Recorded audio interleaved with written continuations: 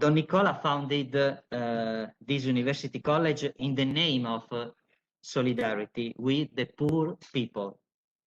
He gave to the poor people an unexpected possibility to go to the university, to grow in knowledge, to train in an honorable profession, to dream of having a better place in society. Even today, the Don Mazza College continued its mission in Italy with an open window on the world and on today's poverty. Before COVID, the college organized an international volunteering for its students in Brazil, where our priests have a community alongside the street children, the Meninos da Rua, to bring them a dream, to grow in knowledge, to grow in freedom. Freedom from hunger, freedom from misery. Freedom in being able to choose a profession, a job close to one's aspiration and desires. Because we know that working through culture is working for the freedom of individuals and of the society. And in Italy, the college continues the path of formation, a training open to all, especially for students coming from difficult situations, a training that aims to combine social improvement and innovation. In fact, we are working to build a social lab where companies operating in the social sector and companies of technological background converge in a boarding school. Students can train and see the social impact of the work of their students.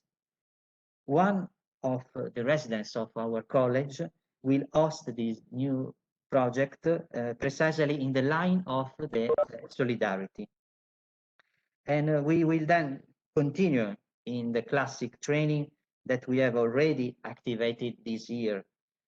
Financial education for fragile people, meeting people who spend their lives in the social sector. For example, Niccolò Govoni, candidate for the Nobel Peace Prize 2020, and the implementation of volunteer project on the field that we will soon hear from the students.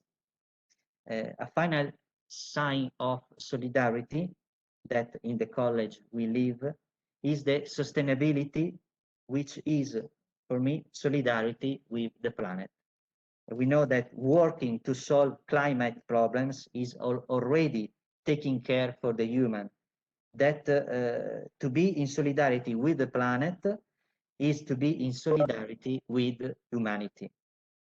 Therefore, this building was renovated to limit the energy impact as much as possible and uses green energy sources. It is a small sign and a small contribution which we do our part. And thanks for your attention, and have a good time with our guest, and thank you.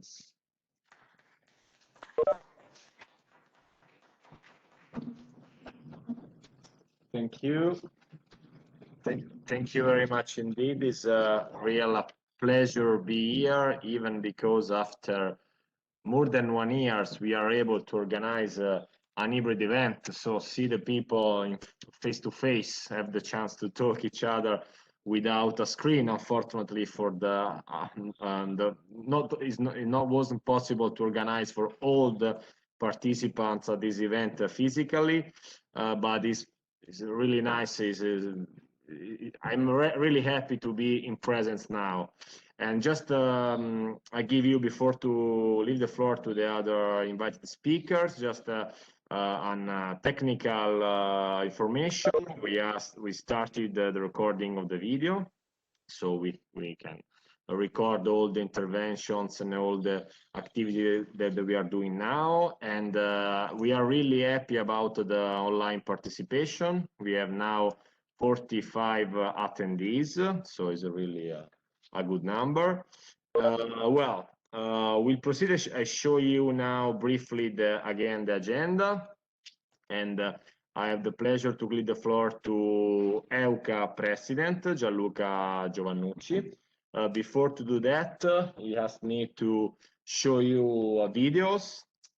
So I start now the videos that they prepared for us to better introduce the day. Okay. Okay.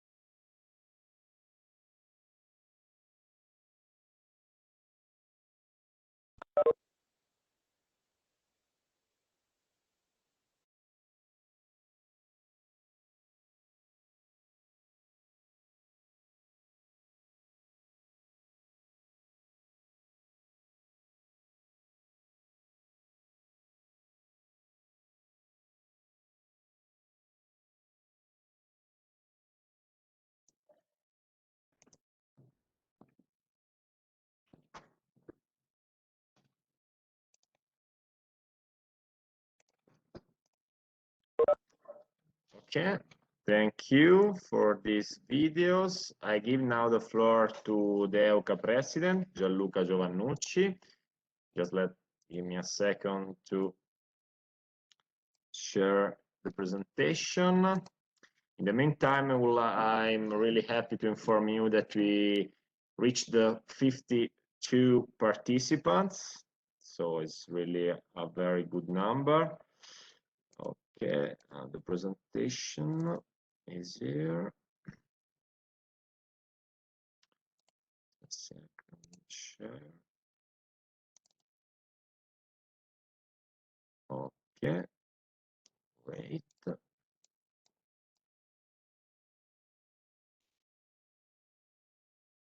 Okay, the floor is.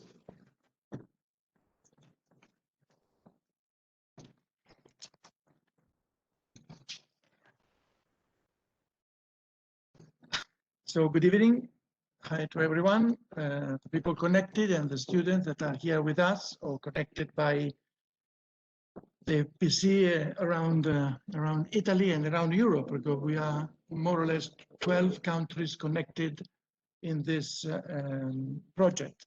So 17 associations and 12 countries. So what is EUCA? For some of you, it's not very simple. Okay. For some of you is quite known, but not for all. So just to understand, is an association of college halls of residence. I hope this is okay here. Perfect. Okay, yes. EUCA is was founded in 2008, is spread in 14 countries in Europe. There are about 20,000 students and more than 100 halls of residence. Its mission is to support and strengthen the internationalization of its members through programs, activities, and initiatives for international mobility. And the vision is to work as a benchmark for European students' affairs and services by promoting the residential education of its members. Very briefly, these are the activities for students: career counseling, study visit, free CV check, European citizenship study visit, EU project, other project. Most of these activities are for free. So the colleges, the whole residents, like Residenza Tovini of Don Mazza Luis, pay a fee for the year, and then the student can apply for free, except the trip normally to the other countries. And then we do, here's Luca Corona is for casualty in this picture, but these are the activities for professionals. So international training events, global networking opportunities. In few weeks, we will take part in the Global Summit of International Association of Students' Affairs and Services, IESIS, founded also by EUCA, that hosts the legal seat in Brussels. Then the newsletters and all the typical students' affairs and services activities for professionals. So we have a strong partnership, international partnership with NASPA, CUAI, Lifelong Learning Platform, IESIS, just mentioned, and CIMEA in Italy. So all these are international organizations, non-profit, working for students all over the world. Sorry. Okay.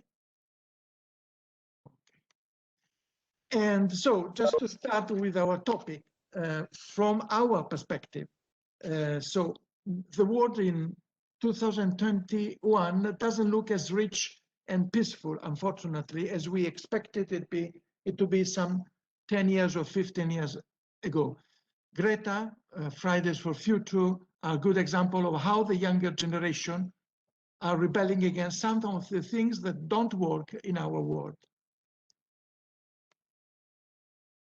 In fact, what does not work in reducing demographic imbalances to the detriment of the new generation is still active, given that births continue to decline. You can see here the World Health Organization, the future age population in 2050, and it's quite dramatic because most of the people will be over 60.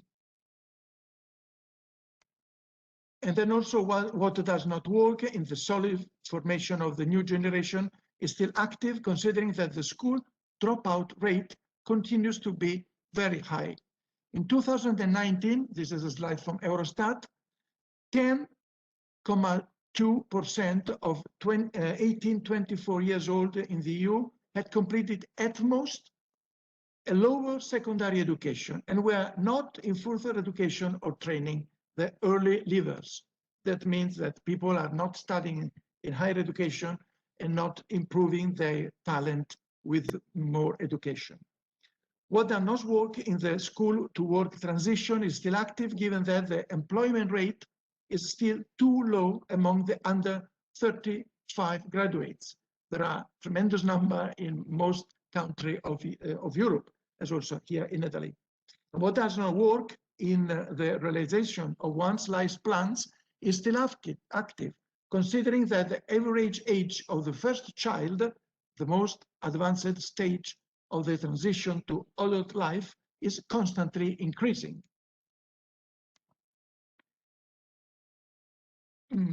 This is the situation, and you see that many countries in many countries, young people have the first child after 30 years, and this is not, of course, a very good situation for Europe. Who can be blamed for all these things that don't work? Who can be blamed for the climate change, the wars in many parts of the world, economic inequalities? Perhaps the previous generation, as mine, I'm one of the boomers, may think to be responsible for this situation because we haven't been capable of being good fathers or good parents. In fact, apparently, teens are along for the ride of growing up more slowly.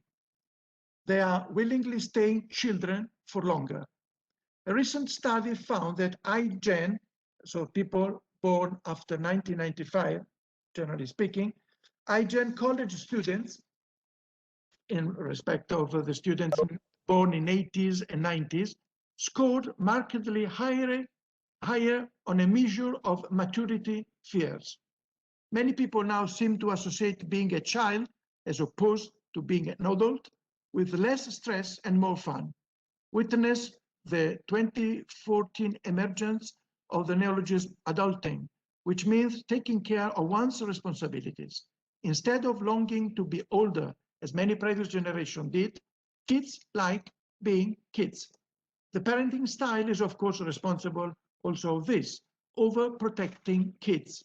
Never having known another parenting style, iGen doesn't rebel against their parents' overprotection. Instead, they embrace it. Narcissism. Apparently, iGen are less narcissistic than the millennials. However, some of the narcissism has been replaced with disengagement and cynicism, and that first appears in the classroom.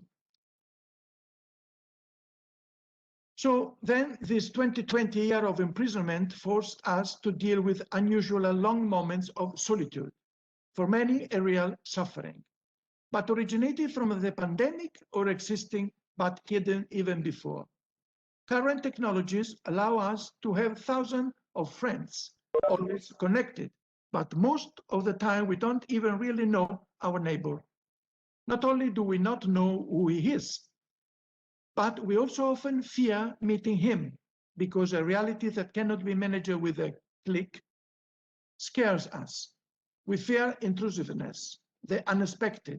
We fear engaging in something that will take away our freedom and undermine the sacredness of our privacy.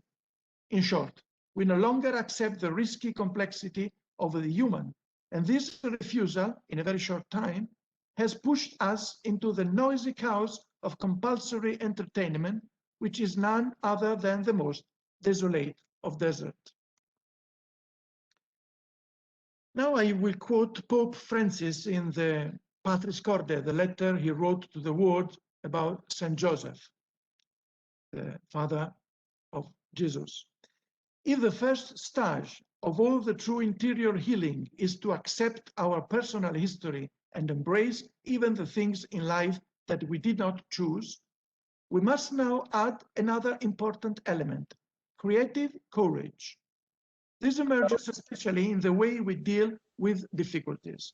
In the face of difficulty, we can either give up and walk away or somehow engage with it. At times, difficulties bring out resources we did not even think we had. So this is very important for young students because we are social animals, but social networks are not enough for us. We need to get involved to face challenges, to build time instead of consuming it. And the construction only passes through the unpredictable confrontation with the others. For example, how important it is to be capable to be silent, to be capable of really listening to what the other is telling us. Silent. If you don't speak and know how to listen, you'll be able to know another person. who listens is also capable of dreaming. Here is a beautiful secret to dream. Again, this is Pope Francis talking to young people in Skopje, Albany, on the 2019. Here's a beautiful secret to dream and make our life a beautiful adventure. Nobody can face life in isolation. We need a community that supports us, that helps us, and in which we help each other to look forward. How important it is to dream together. Alone, you risk having mirages, so you see what is not there. Dreams are built together. Kids today, in their comfort zone, do not want to experience or face a situation of uncertainty. For this reason, it is important to get them out of themselves, to take care of others, to take care of those who are very ill and in need. This kind of attention to others develops interpersonal skill that will be invaluable in adult life and work situation, or whatever it is. We, as EUCA, are always striving to facilitate spaces in which students can test their social sensitivity, creating the right environment. Go out of your comfort zone, put yourself in the game. It is true that you can make a difference, not only in the future, but now. One of the ways to increase this sensitivity is to take responsibility for someone else's future, to help them have a better life. As Massimo Recalcati says, parents, you become biologically, or when it recognizes a symbolic gesture of his son taking on a responsibility for him. Fathering a child does not already mean being a mother or a father. It always takes an ultra-biological supplement, foreign to nature, a symbolic act, a decision, an ethical assumption of responsibility. So this can be a first step to help young generation to grow and access better and earlier their adult life. Volunteering means to be father or mother in advance, before becoming father or mother biologically or by educating someone. Father, again, Pope Francis, fathers are not born, but made. A man does not become a father simply by bringing a child into the world, but by taking up the responsibility to care for that child. Whenever a man accepts responsibility for the life of another, in some way he becomes a father to that person. If you want happiness for an hour, take a nap. If you want happiness for a day, go fishing. If you want happiness for a year, inherit a fortune. If you want happiness for a lifetime, help someone else. This is an incredible Chinese proverb that surprised me because it's Chinese, but is very true. The two surprising things are that a fortune can inherit only for 1 year. But if you want happiness for a lifetime, you need to help someone else. So I'm concluding, the secret to happiness is making others feel happy because of something you said or did, and that smiles and laughter to their days. This is the true kindness and humanity, which in turn creates your own happiness, as we saw in the video with the students, the girls and the boys, talking about their experience with other person. In the next interventions, the students will do now by online and in presence, we will see more into practice how concretely we create these volunteering opportunities around the world. Thank you for your attention.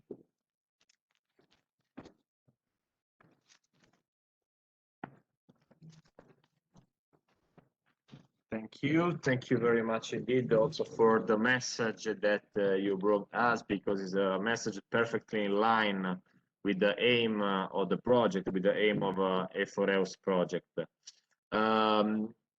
First, to proceed with the presentation of the concrete actions that some students carried on and still are carrying on in these periods, I would like to, before to go on, to give you a general overview about the project. This is the event in Rome, the NIT event in Rome, but we have already organized 8 events and with other several interim activities that I would like also to present. Also to better understand the aim, the objectives, and the expected results of the project. Just give me the time to put my presentation. Okay, you should see the presentation now. Okay. Okay. 5. Okay, how you can see in the screen, just a second.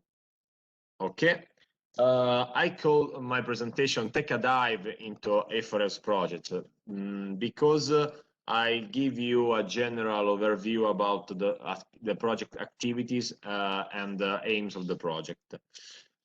First of all,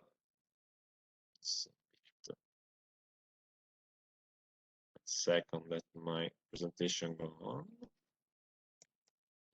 Okay, I would like to start with a Robert Schuman declaration that say that about the start, the beginning of the European Union. Europe will not be made all at once or according to a single plan. It will be built through concrete achievements with the first create a de facto solidarity.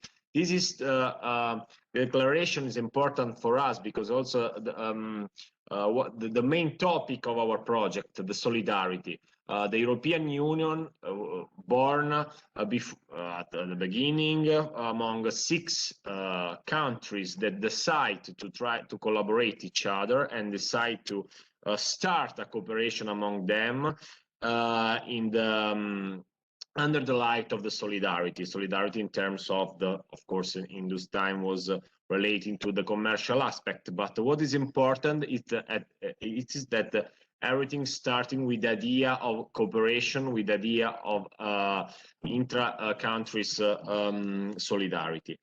In the light of that, our project, A4EOS project, has the main purpose to turn the spotlight and spread another point of view regarding the great tragedy that we are facing now.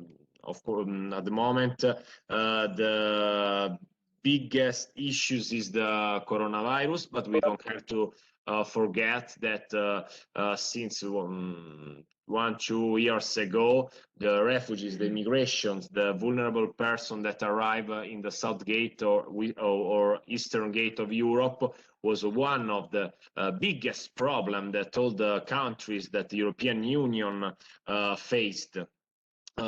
I don't like call it problems because the immigration is a human fact. It's better to call it a human phenomenon that, of course, but the European Union and the member state have to face. In this sense, what we would like to do is, through our project, is to try to create another narration, another idea of Europe, a Europe that does not feel fear about the diversity, and a Europe that is not xenophobic, a European that say no to the merchants of lies that spread fear and uncertainty to their own electoral self-interest. The experiences that we are going to see today, thanks to the intervention of the volunteers, are only an example of what we can do and what we should do, not only toward the immigrants or refugees, but all towards all the vulnerable groups. This is the general background of the project, this is the general background of Europe on which we built our project idea. We had a plan before the COVID. You can see, I called this slide the pre-COVID events plan. Was organized 7 thematic events during the which invite international participants, but also local participants, local association that could have the space, the room to talk us, to disseminate, to communicate their activities. But what's happened, you know very well, unfortunately.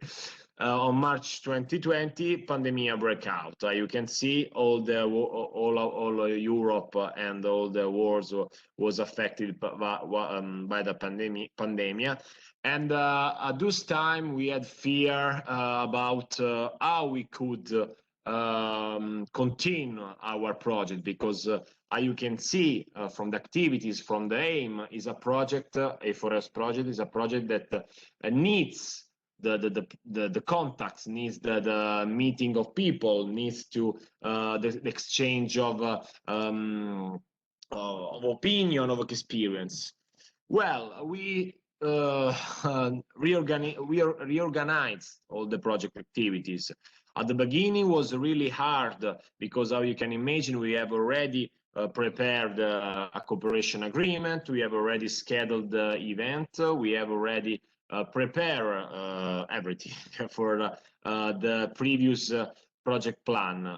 We should reorganize everything, and we decide to do in the better way that it was possible, virtually, and we decide to fill out the lack of the physical presence, making more events. You can see from 7 events previously scheduled, we prepared 14 thematics event. This is the event in Rome. You can see from the map, we increased the total number of the event, and actually I have to be honest, we reached a higher number also of participants, because now we have 55 participants. Also during the other events we had about 35, 40, 45 participants. That probably with a physical presence was hard to reach, especially in our working days. But so we face these problems, and I think that A4S can be also considered a good practice to try to reorganize and reshuffle all the activities during the pandemic. We raised the total number of the events, you can say. We organized 8 events before this one. The first one was during each event. What we have done. We try to underline, to put, to stress on the characteristics of the territories. For one, in Mazara del Vallo, that is considered the most Arab city in Europe, because in Mazara del Vallo, I don't know if you know, but currently lives more than 20,000 Tunisians, Arab, Italian peoples, very well integrated. They speak Sicilian dialect and Arab, so it's really strange, but they are Italian. In Malta, we invited the United Nations Committee for Refugees representative that they talk us about the situation of the refugee center. In Warsaw, in Poland, we already organized 2 events in Poland. The first one in January, during which they invited the organization that take over the immigration from the eastern. They mostly have in Poland. They have an immigration from eastern countries, Belarus, Russia, and Central Asia, and Syria as well, Middle East as well. So. And it was really interesting to understand also the different perception that the Polish citizens have towards the immigrants, because they considered they didn't consider the immigration from neighborhood country like an issue, but they are very worried about the immigration from the Mediterranean area or from Africa. So this was really interesting. In Tirana, we underlined coming home the several Albanians that in the past arrived in Italy, mostly in Italy, and now are coming back home, so bringing with them all the cultural heritage and background. In Tusi, Montenegro, we brought the A4EUS partners inside a refugee centers, thanks a wonderful video that was created in the framework of A4EUS project. I would like also to show you, maybe before the end of this event, the video produced is available on our YouTube website.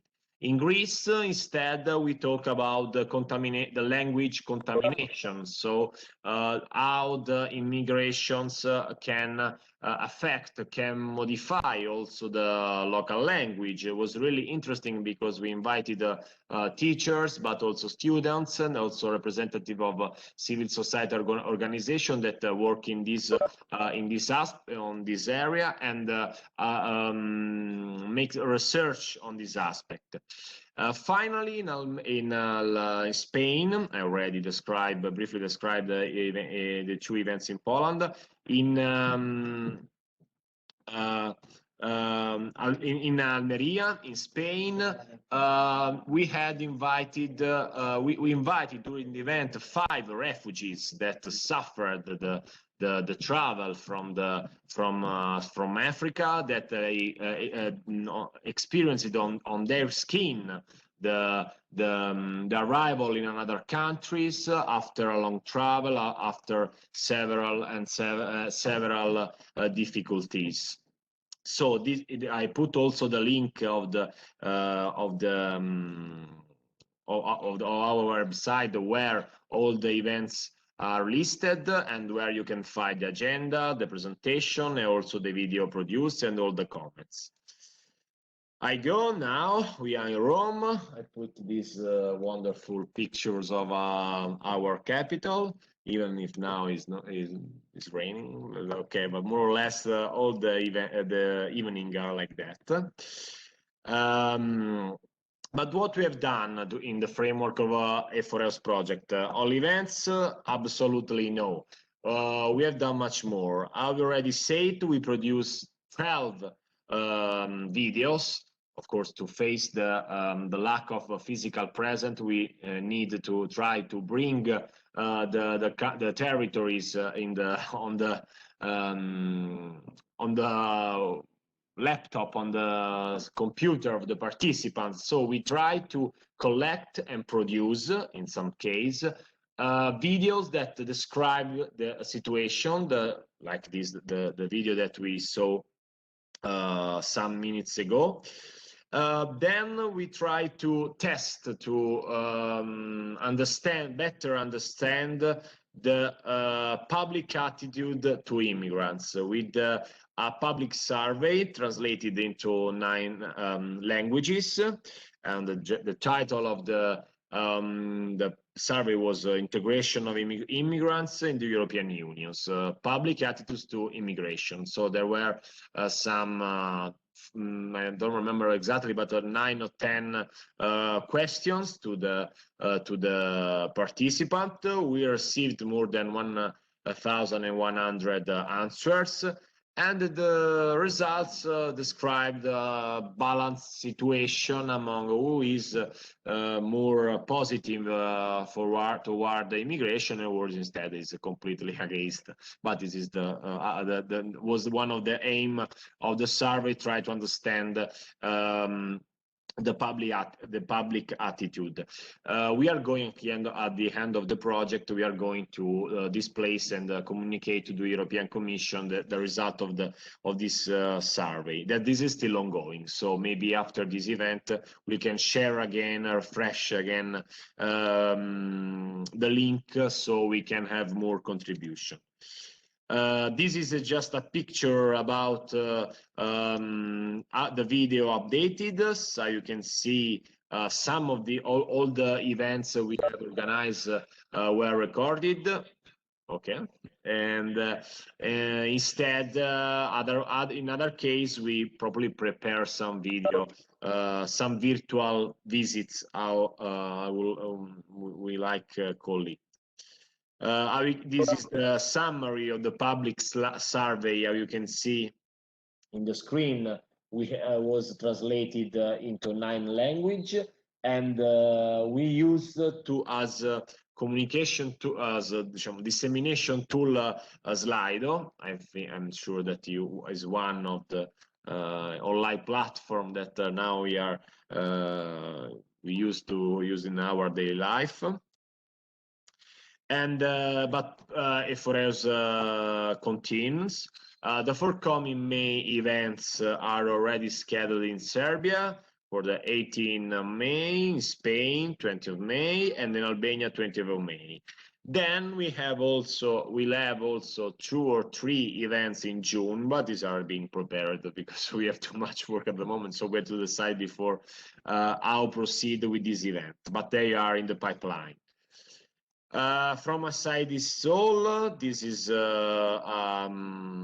very short presentation about E4EUS project. I would like to talk much more, but we have a full agenda, so I stop my presentation.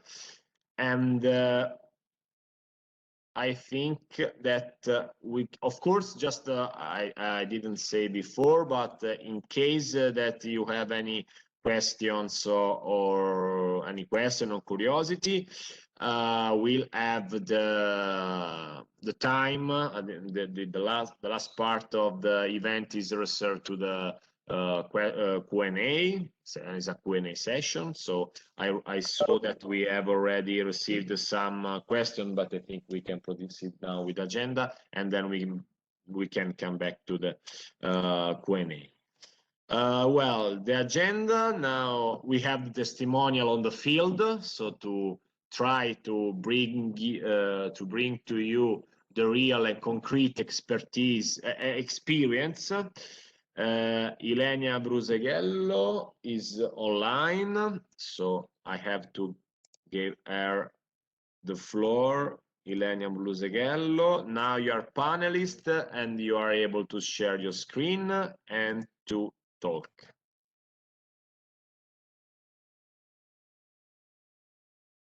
Hi everyone, I hope you can hear me well.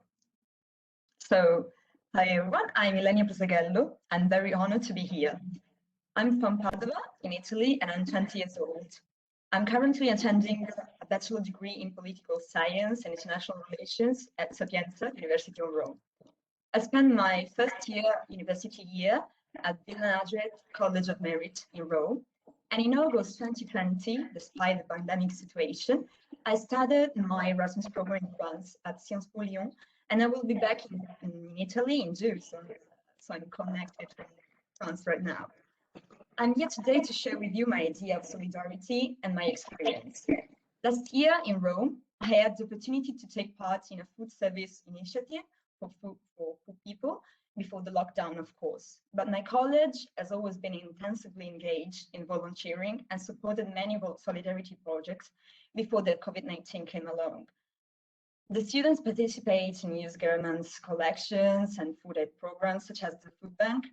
That means collecting donations of food for poor people in supermarkets.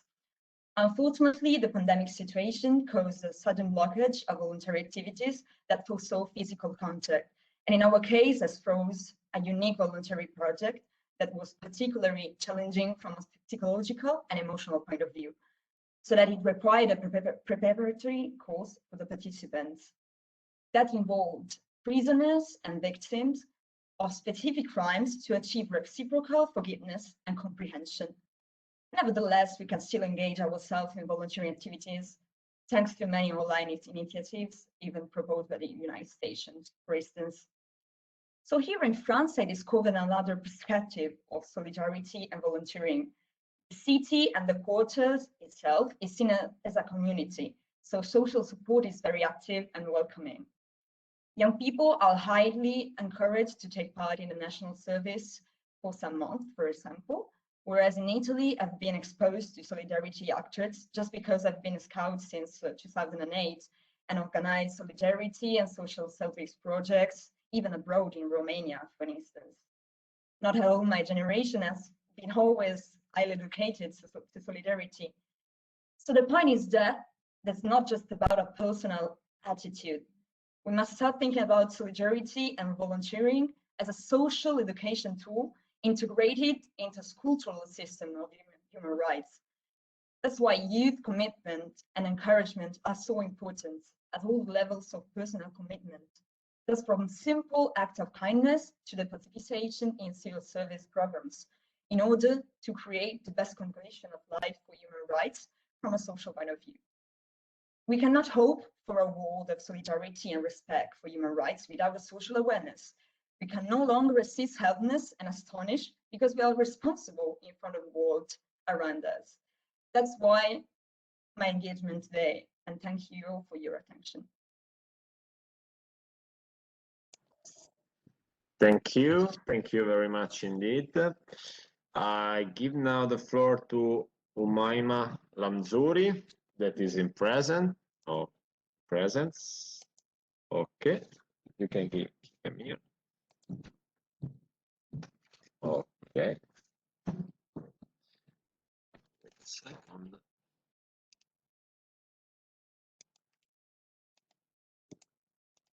Okay.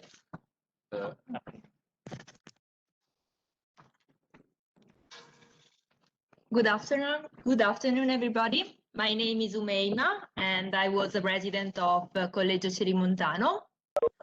And I am here to tell you about my experience as a volunteer. In particular, I would like to tell you about two beautiful experiences that I had. In particular, the first one that I would like to tell you is the experience as a volunteer at the CARA, that is the Centro di Accoglienza per Richiedenti Asilo. So in English, is a center where refugees are hosted. And I had the opportunity to volunteer here with other girls from Cerimontano. That experience was extremely useful for me. In particular, we had the opportunity to meet people coming from unprivileged countries like Syria, like Ethiopia, like Somalia, so refugees, I would say, that were hosted there with their children. And me and the other girls were asked to prepare something in order to help them to forget about their past, to forget about their travel. And the activities that we prepared were cooking. For instance, we prepared traditional Italian meals like tiramisu, for instance. And we had also the opportunity to teach them Italian. In fact, as I previously said, in this center, we had the opportunity to meet men, women, but also children who unfortunately didn't have the opportunity to attend school. So we decided to teach them Italian. Then we played with children because, as I said, the main purpose was to help them to forget about their trouble, about the tragedies that they saw. And the other volunteering experience that I had and that I would like to tell you is the one that I'm still attending, is the distribution of a hot meal with the Comunità of Sant'Egidio. In fact, every Tuesday I go with other girls from Cerimontano to a house of a friend of mine, where we prepare something hot that we can give to homeless people. So every day during the week, there is a different group who is asked to prepare something hot. It doesn't matter what kind of meal. Normally, as you saw in the previous video, we prepare pasta with vegetables or legumes. And we organize these hot meal in small containers, and then we go near Termini, that is the train station here in Rome, and we give to homeless people something hot that they can drink, something hot that they can eat. So this experience is very useful for us because we realize which are the real problems in our lives.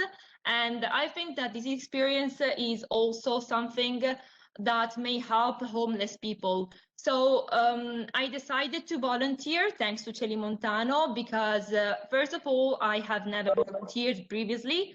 And the second reason is that sometimes I think that problems are, how can I say, sometimes we think that problems are less important than the problems of other people. So I think that the most important thing is that we should realize which are the real problems.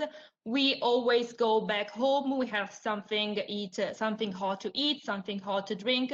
But unfortunately, there are people like homeless people, like refugees, who don't have access to these, we can say, hot drinks or hot meals. And so to conclude my wisdom, I would like to invite everybody to have a volunteering experience because it will make you feel definitely better. So thank you.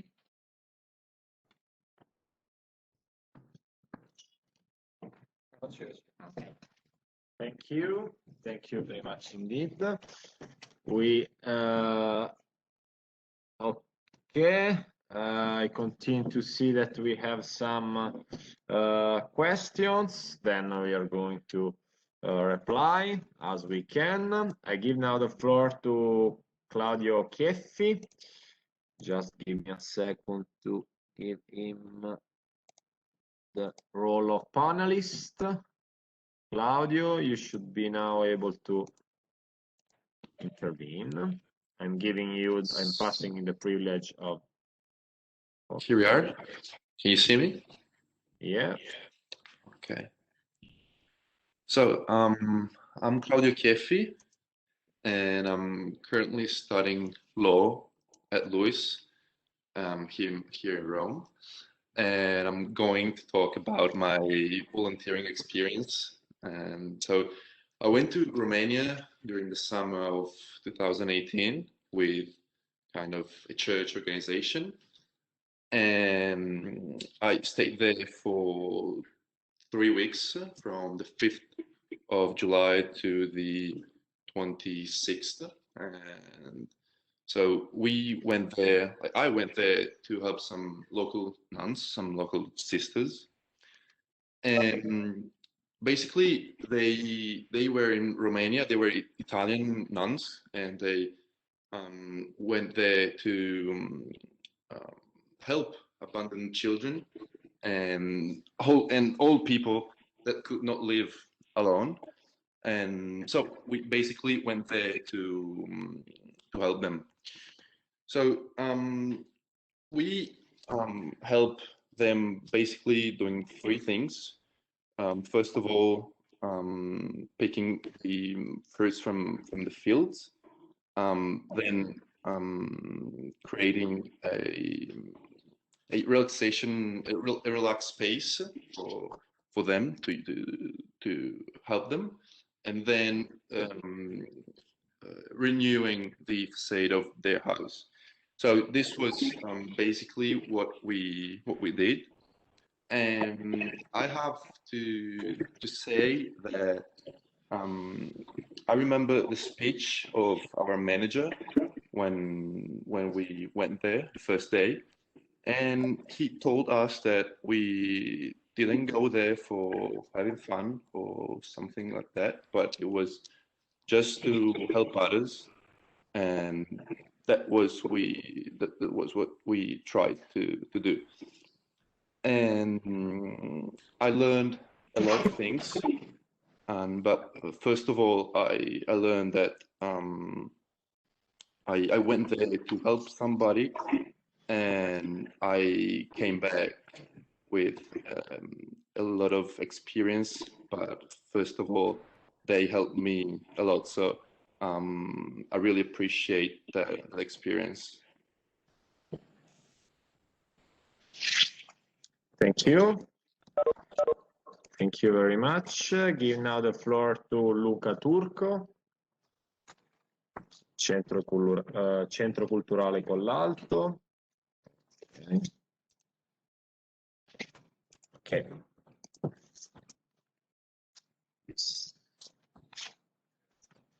Aspetta un attimo che ti sposto.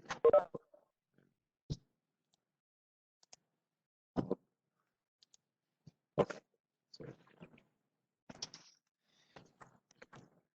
Hello, everybody. My name is Luca. I'm a 20 years old student in Sapienza, University of Rome, and I'm part of the Universitarian Center Collalto. I'm here because, as you could see in the video, I went to Africa. I did a volunteering experience there in Togo with a friend of mine. And yeah, so basically, after we finished high school, we booked a flight. We left Italy and we went to this small village of Togo called Amakpape. And we stayed there for like 2 weeks and a half in this mission made up of four Italian people. So basically what we did there was just help them in every way they needed and every way we could, of course. So for example, we worked in the building site to build a new school because they already had a middle school and an elementary school, but they needed someone to build a high school. So we helped there, and also we worked as teachers, as English teachers to the African kids, African middle school kids. It was very fun, and also we helped in the way we could. For example, once we helped one of the missionary to bring ill people in all around Togo, all around hospitals of Togo, because she needed help. And also another time we distributed the food to the poorest families of the village. I'm very glad I did this experience because, of course, we helped someone and they were really grateful. The missionaries, of course, they really appreciated our presence and our help, and also the African villagers.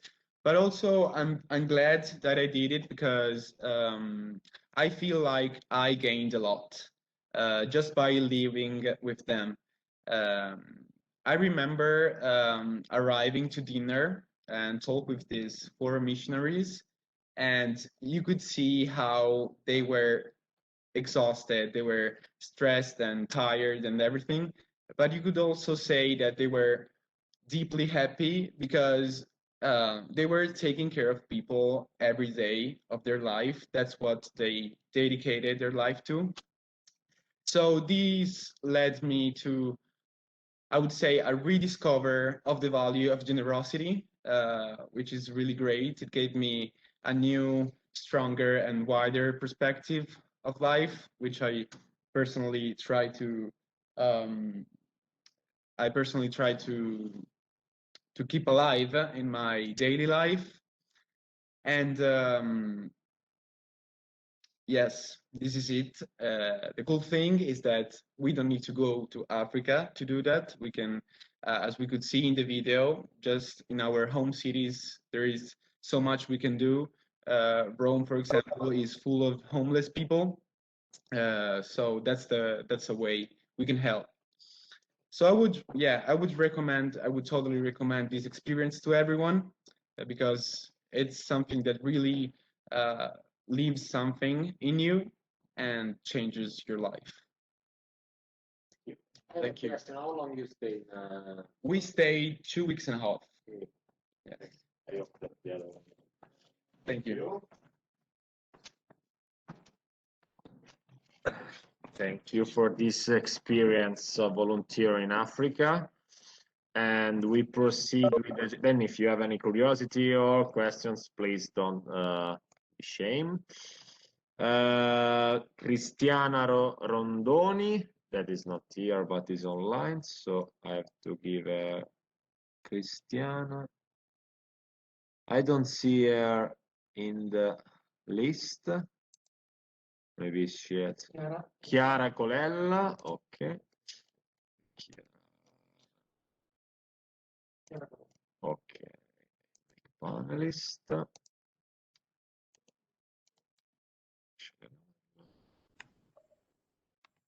Chiara. Okay. You have the privilege, the floor is yours. Thank you. Good afternoon, everyone. My name is Chiara. I'm from Rome, but I actually study philosophy in Milan. And I'm here to talk about two volunteering experiences I had, one in 2018 and the other in 2019. I actually prepared some slides to help you understand the atmosphere I lived. So I'm going to present them now. Can you see them? Yes, we can see very well. Okay, so in June 2018, I went to Palermo. We were approximately 15 girls. I was 16 at the time, and I think it was my first real volunteering activity outside of Rome, of course. And we were 15 girls from Rome and Naples. We were friends, and we made friends once we were there.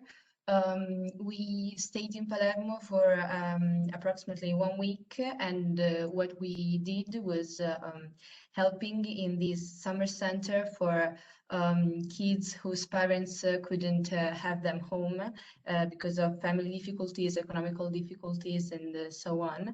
They were mainly sons and daughters of immigrants.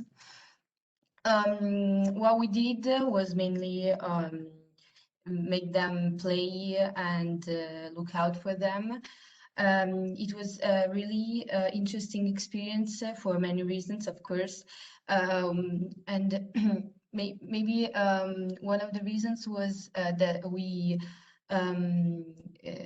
we understood how to build a relationship with kids who were in a situation which was very different from ours, because we knew from what they told us that they were from families who had some really serious problems. That was very interesting, of course. It was interesting also because we got to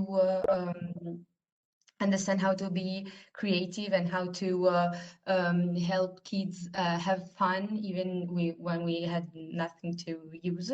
For example, this was a day, as you can see in the photos, in which the weather was not of the best, and so we had to invent some games on the inside.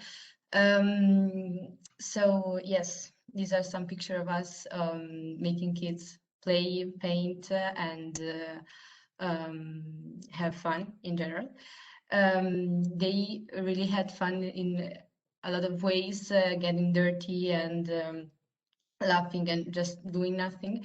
And I think this is the first time when I realized that it is true what they say, that there is more joy in giving than in receiving, which sounds like a phrase that we usually say just to say, but it's actually really profoundly true, because all the love, all the love that we gave these kids, they gave back to us.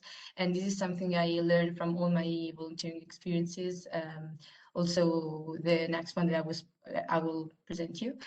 One of the fun things about this experience was that all kids were acting very differently to gain your attention, because obviously, because of their difficult situations at home, they would really need a lot of attention from us volunteers.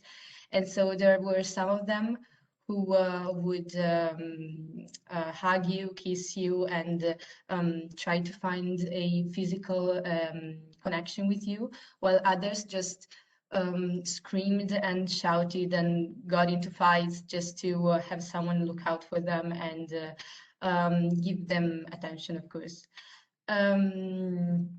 This was a very beautiful experience also for the group that I was with. In fact, we built a great friendship with the girls who were volunteering with me. We stayed in contact for the years later, and we went to Peru together also. And yes, that's mainly this. I wanted to show you some pictures just to show you what it was like. This kid sleeping because he was one of the ones who would scream and shout and run around just to have attentions. And of course, he was very tired at the end of the day. And we were tired too, but it was it was we were tired but really happy for what we did because, as I said, we gained more love than we gave, mainly. So yeah, these are kids sleeping after a day of playing, and we sleeping with them.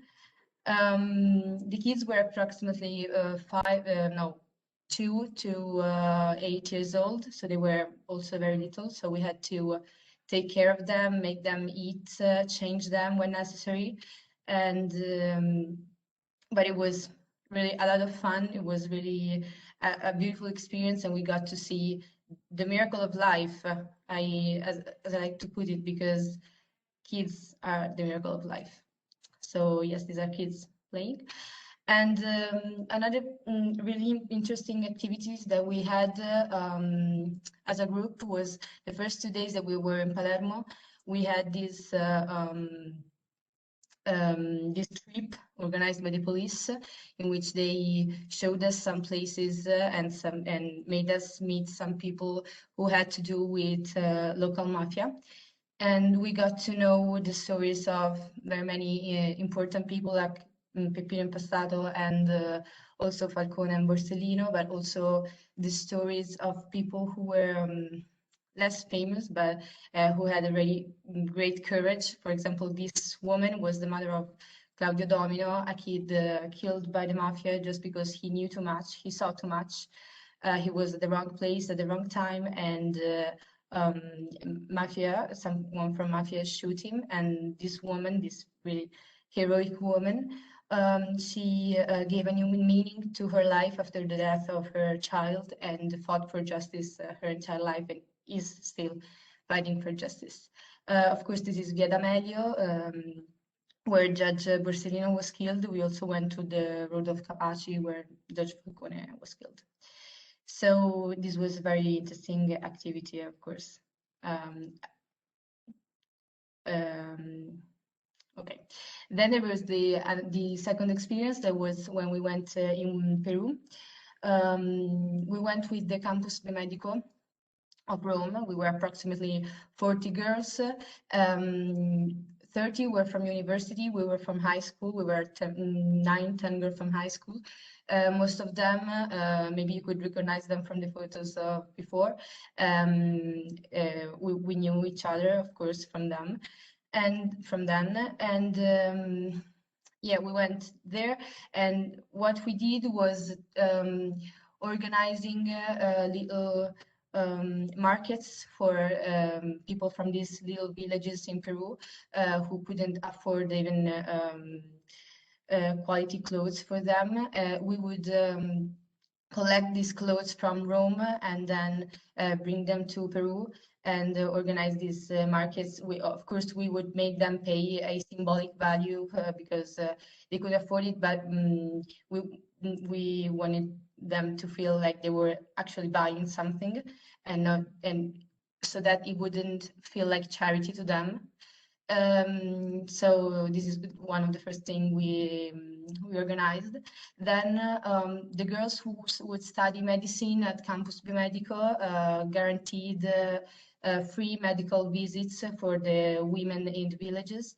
While we were at university, we did some manual work, organized markets, and stayed with the kids while their mothers were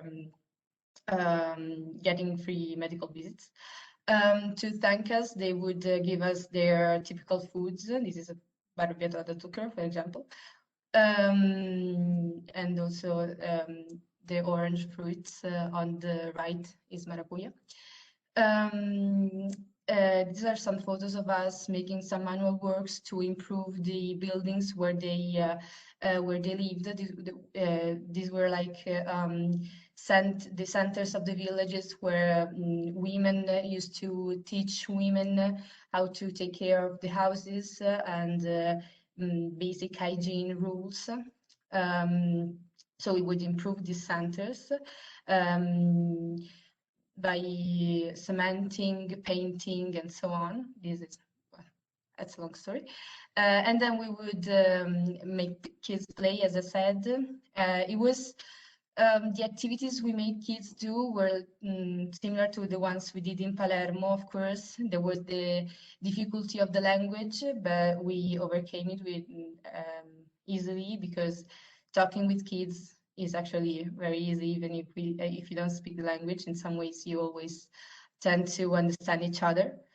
Even in Peru, we understood the value of giving, the value of the love that kids and people in general, people you help, give to you in return.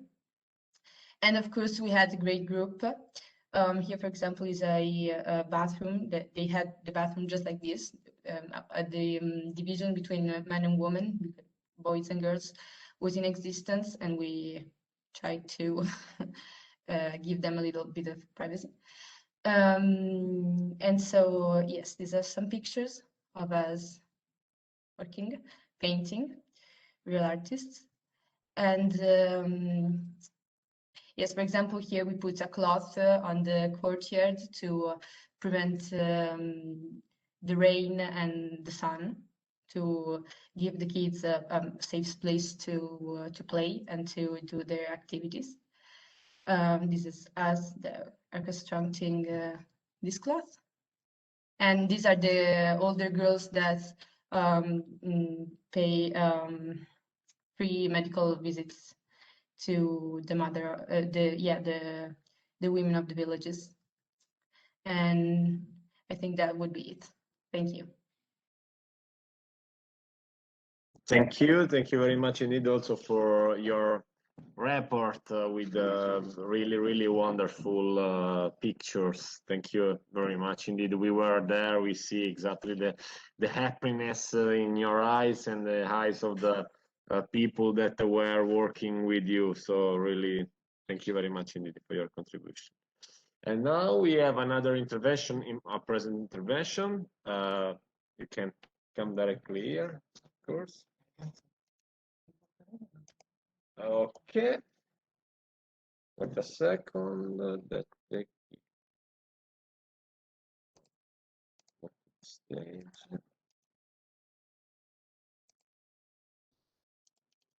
Okay, the floor is yours.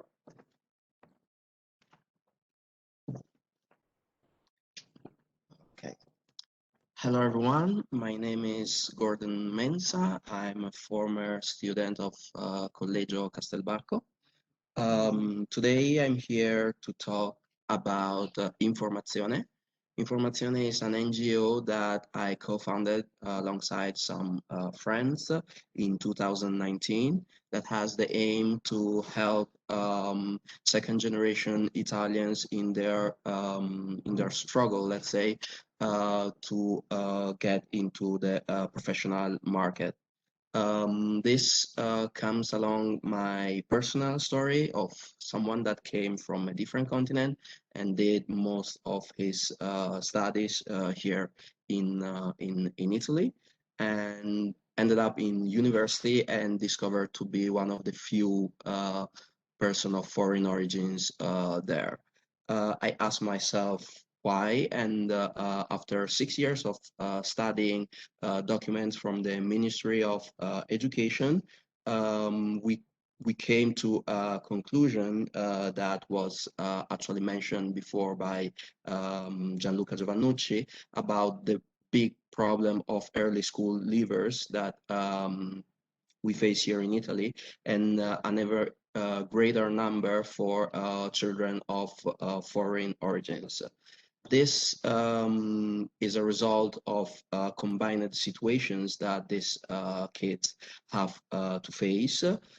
If we go a little bit into data, we can say that 64.8% of children of foreign origins are in the last years of high school, compared to 80.9% of let's say Italian-born children. And this is even more critical, as the number decreases to only 34% of these kids continuing into university.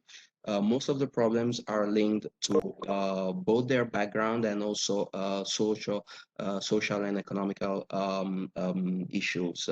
For instance, most of differently from other countries, in Italy, we go to school in high school, in middle and high school, half of the time compared to other European countries. So most of our job is, it has to be done at home, and you need to be followed. So most of these kids maybe have parents that due to working struggles don't have the time and also maybe the ability to follow them. For these reasons, we decided to found this this NGO that has the aim to help them in both their academic career and their professional career. We partnered with several firms. For instance, we have as partners one international bank, which is actually a system bank in Europe, an international law firm, a company, one of the first companies in the tech industry, and companies in the new, let's say, platform business industries, giving the chance to professionals from these firms to talk to these students, mentor them, explain how they develop their careers and the decisions that they had to make. So most of the information that are vital to pursue a career that are needed even for people with high talent, and information that not having them could harness and harm the possibility to gain a successful career. As our association has as a claim to bridge talent and diversity with professional success. We already have, let's say, a success story, and this is a story of a girl that was born in Mantova, did all her school here in Italy. She was so brilliant that at the age of 17, she published a book. Then she decided to move to the UK because she thought, alongside her family, that they will get more opportunities where all these kind of informations are given by university or by, let's say, the state system. She decided to join our association and attend our lectures. And thanks to one of the professionals that she had the opportunity to meet, she will now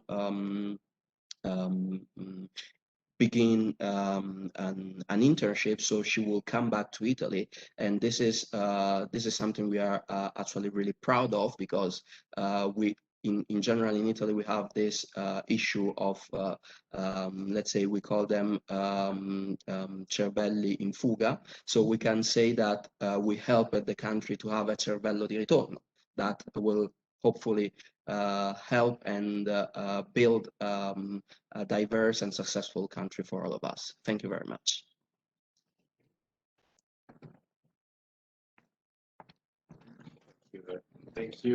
Thank you very much indeed for your contribution, also for your commitment in the civil society organization with your NGO. And now the last but not the least speaker, Elena Liotta, is online, I think. Okay, Elena Liotta, you are now speakers, and I'm passing you the presenter privileges. Go to the stage. Okay, the floor is yours. Okay, thank you.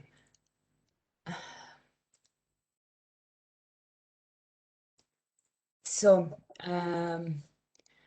good evening, everybody, and thank you first for inviting me to this meeting. On the 22nd of April, 130 people died on a boat in the Mediterranean Sea after asking for help the day before, while the government of Malta, Italy, Spain did nothing. The sea route between